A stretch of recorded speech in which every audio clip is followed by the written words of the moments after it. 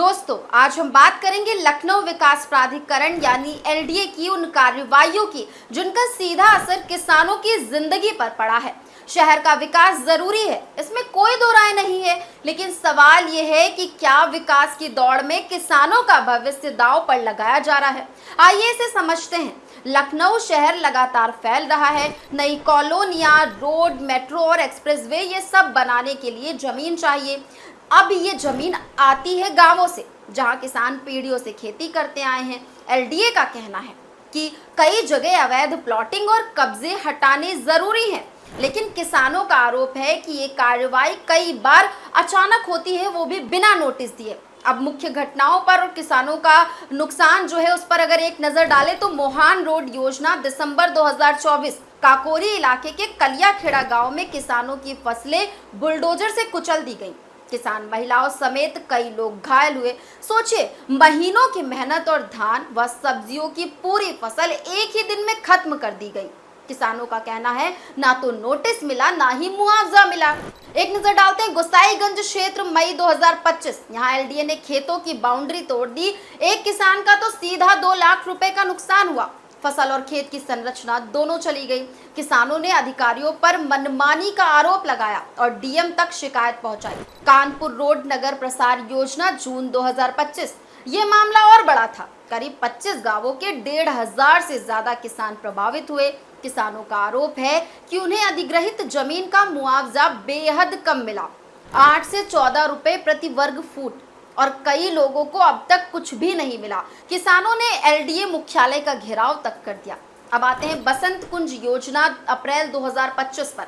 Sector A में 272 plot आवंटित थे, लेकिन किसानों के कब्जे की वजह से रजिस्ट्री नहीं हो पाई। आखिरी में एलडीए ने पूरी योजना ही रद्द कर दी। यहाँ भी नुकसान किसानों का ही हुआ, जिनकी उपजाऊ जमीन विवाद में फंस गई।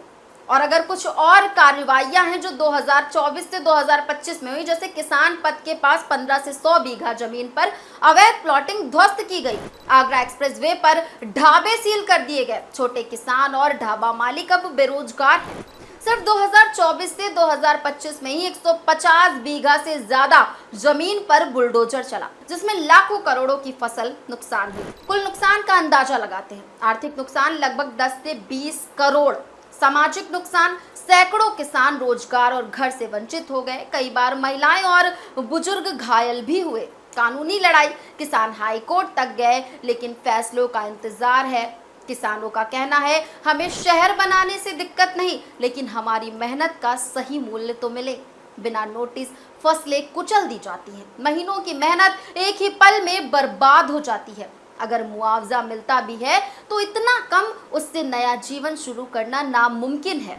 एलडीए का कहना है कि वो सिर्फ वही कार्रवाई करते हैं जो या तो कोर्ट के आदेश से हो या फिर अवैध कब्जों को हटाने के लिए। वो दावा करते हैं कि मुआवजा नीति लागू है और किसानों को फायदा मिलेगा, लेकिन जमीन पर हालात कुछ और ही कहानी कहते हैं। अब सवाल क्या उठते हैं, जब विकास योजनाएं पहले से तय होती हैं तो किसानों को समय रहते भरोसे में क्यों नहीं लिया जाता?